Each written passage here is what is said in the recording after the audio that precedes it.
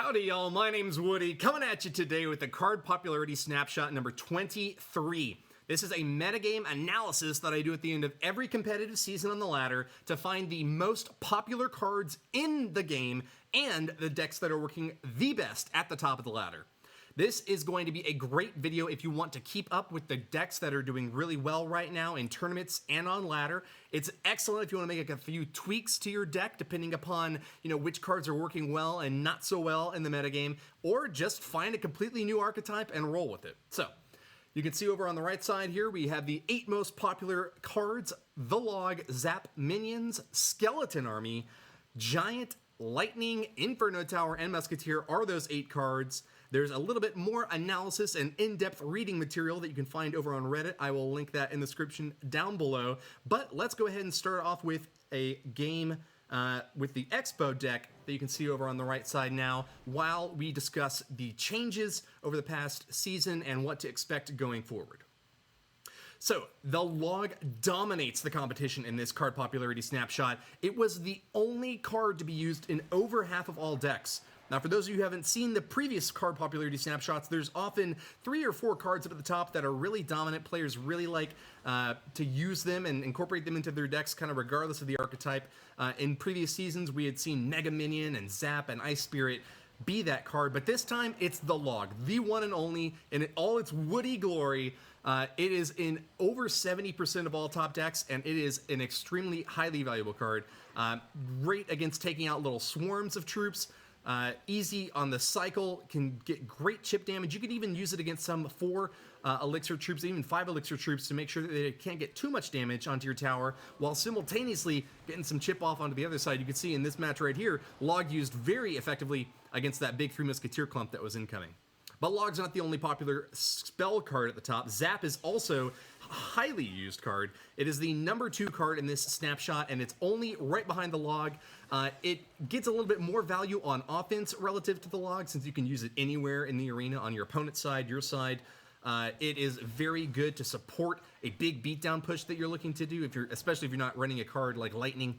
That's good for zapping and stunning big enemy cards. Zap is great on defense, especially against some of these big Zap bait decks. You'll notice players running Minion Horde, Skeleton Army, Goblin Barrel, a lot of the same kind of small troopy type cards that try to swarm you, and Zap is just perfect against them.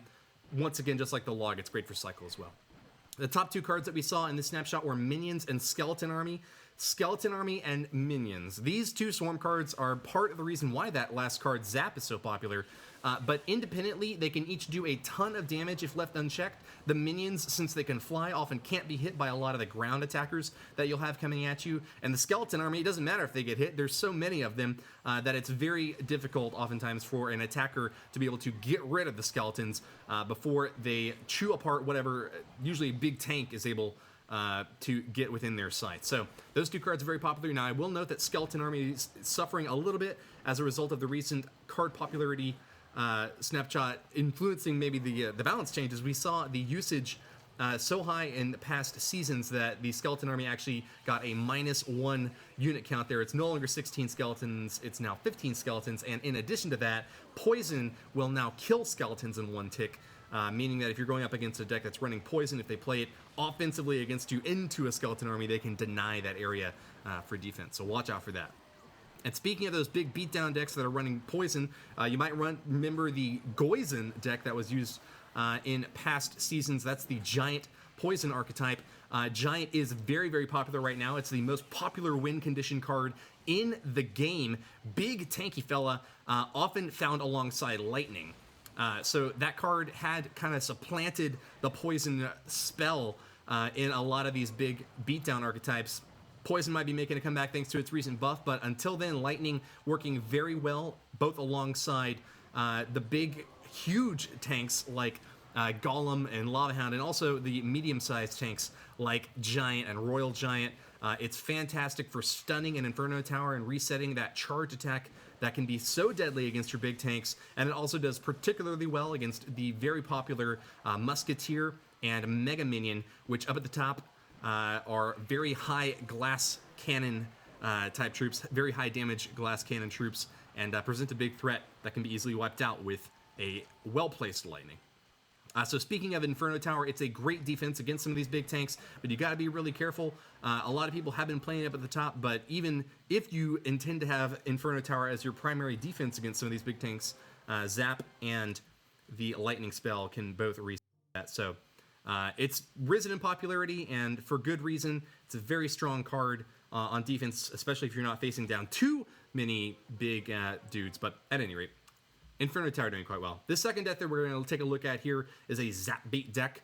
It's the second most popular deck right now at the top of the ladder. It runs Skeleton Army, Goblin Barrel as the kind of swarm type element of the deck, and then we have a Princess and Dart Goblin on defense that can try to bait out Log or arrows or things like that. The next card after Musketeer, after Inferno Tower is Musketeer, in fact. We talked a little bit about that at the previous stage of the discussion, but Musketeer has risen back up. There was a dip in usage of Lightning, so I would actually expect Musketeer to dip back down as Lightning becomes more and more popular at the top of the ladder. But until then, she's very effective both against swarm-type units because she has a relatively quick fire speed and can take out things like goblins and minions without too much trouble. And then she's also quite good against big, heavy tanks. She sits there in the back, way far behind those big attackers, and can deal quite a bit of chip damage against them if the attackers aren't careful.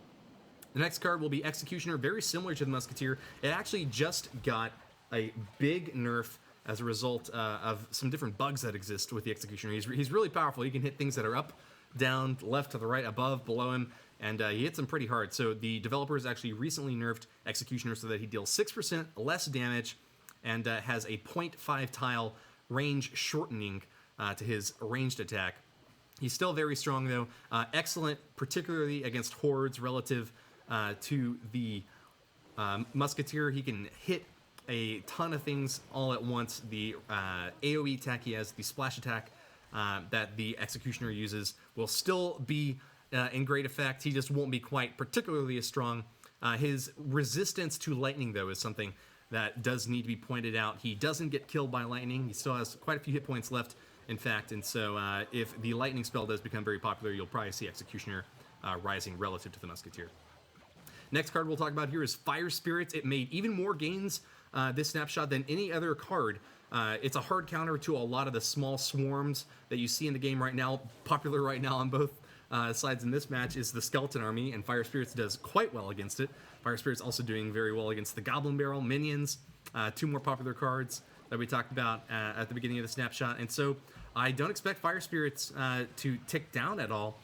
Perhaps the popularity of Poison with its recent buff is going to make a tiny dent in the popularity of Fire Spirits, but the 2 Elixir troop is a nice little distraction and can get some chip damage in there against the tower if you've got it up at the right enough levels.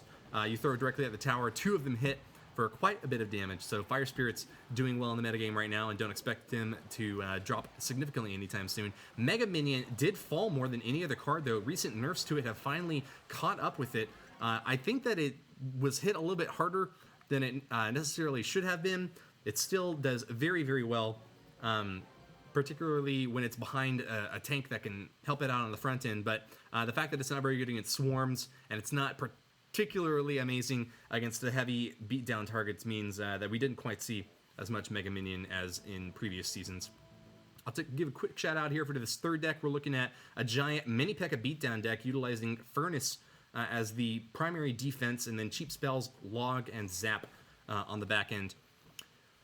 Speaking of cheap cards, we've also got Ice Golem and Ice Spirit coming in close behind on the card popularity snapshot. They remain popular counters to these oncoming swarms, and that 1 and 2 cost card combo that you got there in the Ice Golem and Ice Spirit make them really easy for cycle and shutting down smaller pushes. Furnace and Tombstone also doing quite well in the current metagame. Furnace is doing a little bit better than Tombstone. You can see it in some of the decks that we're playing here. The chip damage is very effective, and the popularity of swarms makes Furnace a great pick right now. It distracts. It's one of the best distraction cards in the game. Tombstone is a better distraction, but it doesn't get the chip damage that you're looking for off onto towers at the same time. Princess is another wonderful way to get that splash damage that you're looking for. She has been doing quite well in the metagame recently. She has got a great ranged attack, of course, that can deal with any flying or ground troops. So she takes out those minions. She takes out Skeleton Army with ease. she can also even tick away at some of these spawner buildings that are popular right now, the Furnace and the Tombstone that we just talked about. Mini P.E.K.K.A has actually jumped back up in the top usage. It's one of the highest DPS cards for the cost, and for good reason is it coming back. It's relatively resistant to the lightning spell and extremely effective against a lot of the ground-based assaults that we're seeing, particularly the giant. And perhaps ironically, it also works well in giant decks, making those pushes happen and dealing with any counterattacking troops like a musketeer or anything like that on the back end. Hog Rider has kept falling though. It is still definitely viable, and it is an A-tier card, but I wouldn't say it is a dominant archetype as it has been before with like the Hog Trifecta. I would advocate for playing Hog Rider perhaps alongside a Zap Bait type deck. We have seen a lot of Hog Rider Goblin Barrel combinations doing quite well recently.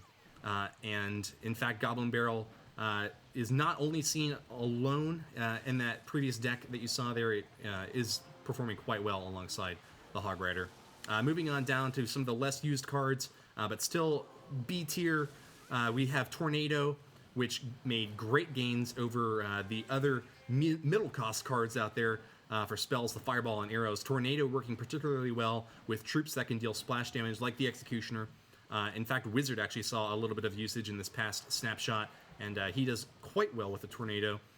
We also saw Rocket rising just a little bit. It does well against the Elixir Collector, which was in about a fifth of all decks. Particularly good alongside big, heavy beatdown pushes. The Elixir Collector made a little bit of a gain. Expo was seen in some decks as well. The Siege archetype is not too healthy right now, but it's performing adequately. I actually have been running Mortar Cycle and having a lot of fun with it. So Expo deck, we got to see a little bit of that earlier, and it is one of the most popular, but it's relatively monolithic. Pretty much everyone playing Expo is playing that deck list that you saw earlier. And then we've also got Knight. His resistance to spells and versatility has made him rise back up to the top, particularly among players who are free to play because he's a common card, easy to get highly leveled up. And so Knight has been doing quite well. Graveyard and Balloon, kind of the last two cards that I want to talk about here. They are the top tier win condition cards, but haven't been quite doing as well as in past seasons. Their middling usage on the ladder, I think that we had about 10 out of the top 100 players using each the Graveyard and the Balloon. And then the last story here is the Prince. He was used quite heavily at the top in previous seasons, but has dropped down. We only saw him in 4 decks, not making quite as much usage in this giant metagame that we had seen in the past. Mini P.E.K.K.A has pretty much taken the spot for Prince.